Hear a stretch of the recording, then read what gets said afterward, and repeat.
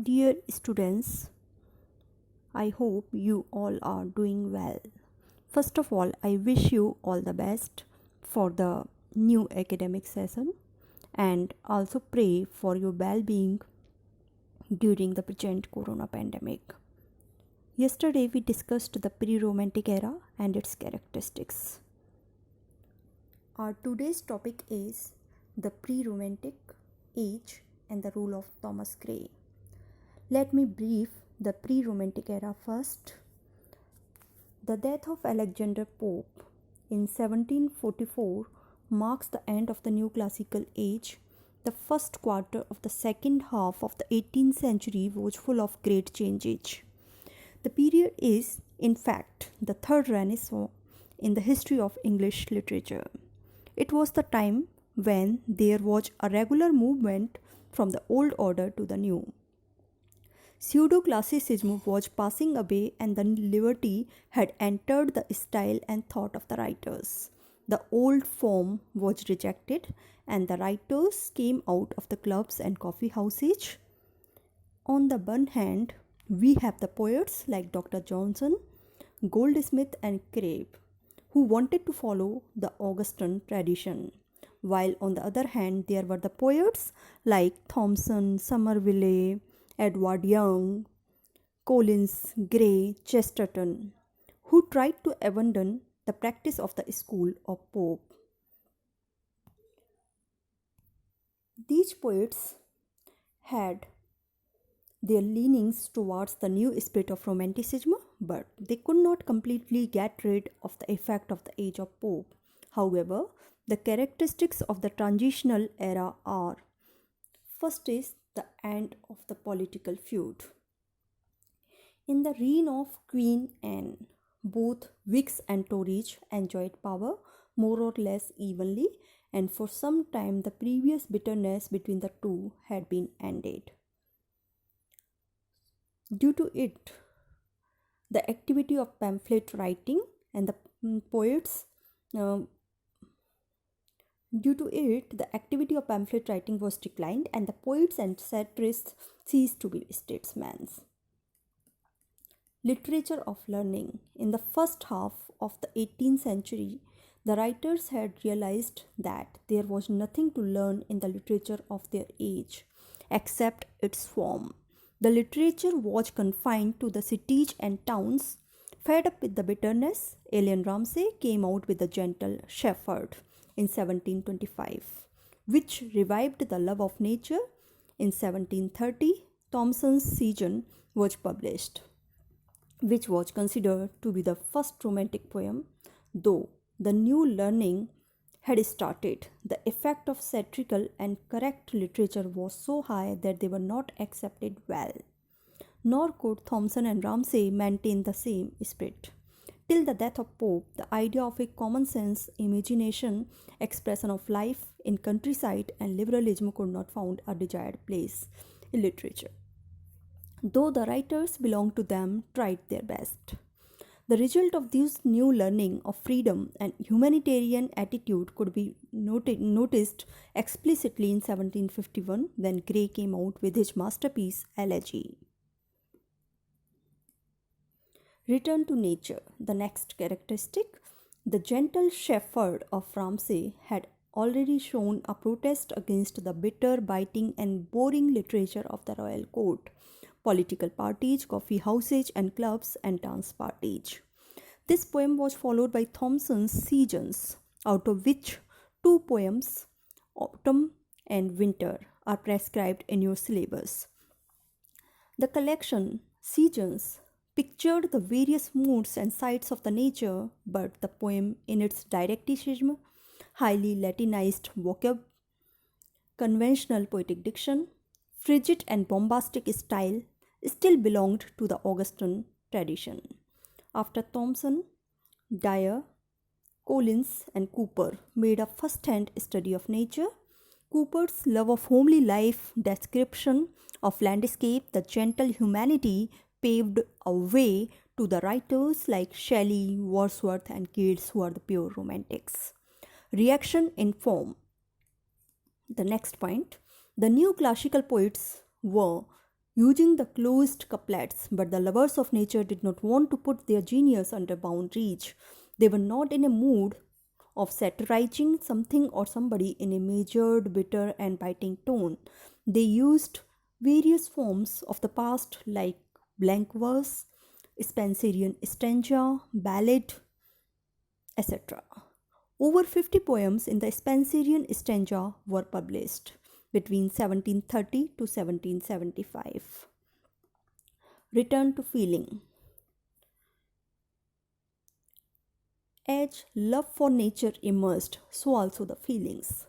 Restoration and neoclassical writings were devoid of feelings, sentiments, and strong passions, aspirations, and melancholy, though the essays of Addison and Steele were the exceptions up to some extent. Edward Young's Night Thought on Life, Thought, and Immortality, 1742, was the first great appeal to melancholy.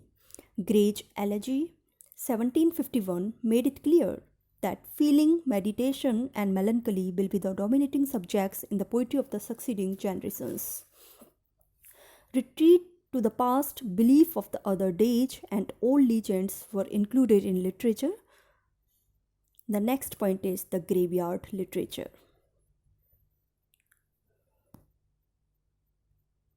Graveyard School of Poetry. Genre of 18th century British poetry that focused on death and bereavement. This graveyard school of poetry was widely acclaimed. The graveyard school consisted largely of imitations of Robert Blair's popular long poem of morbid appeal, The Grave, in 1743, and of Edward Young's celebrated blank verse dramatic rhapsody, Night Thoughts, that was composed between 1742 to 1745. These poems express the sorrow and pain of bereavement, evoke the horror of death, physical manifestations, and suggest the transitory nature of human life.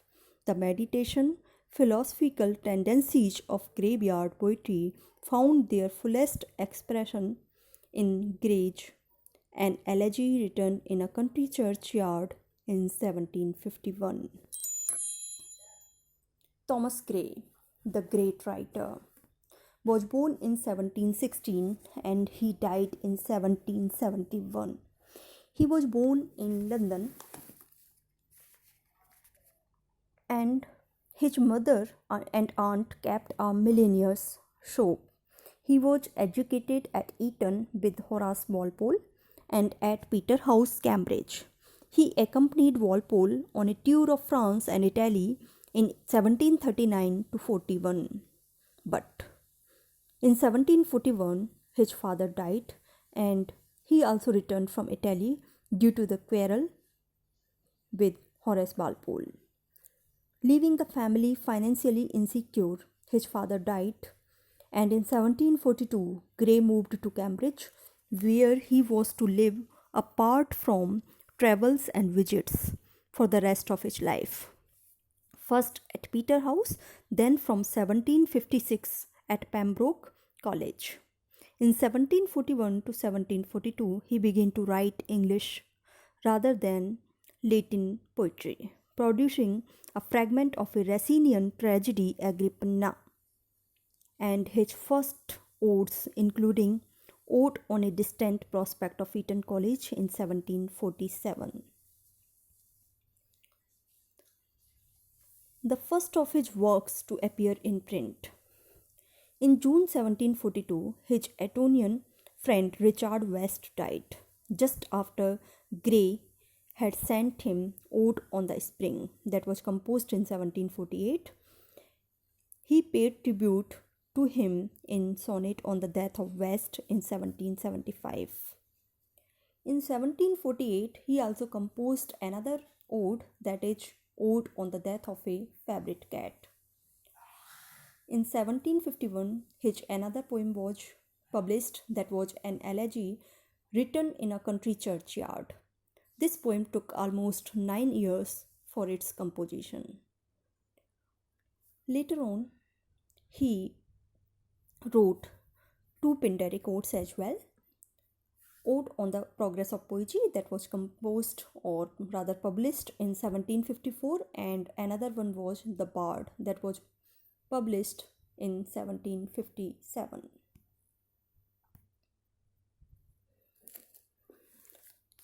Tomorrow we will discuss Thomas Gray's poem, an elegy written in a country churchyard. You have to go through this poem. Let me brief something about this poem. It is a meditative poem in quatrains. Quatrains means 4-line stanza by Thomas Gray, that was published in 1751 but began some years earlier. As I earlier told you that it took almost 9 years for its composition. The churchyard is perhaps that of Stoke Poggage, that is reflected here, where Gray often visited members of his family who were buried over there. The poem, which contains some of the best known lines in English literature, reflects on the obscure destinies of the villagers who lie buried. Full many a flower is born to blush unseen, and then describes the supposed death of the melancholy and unknown author, he himself.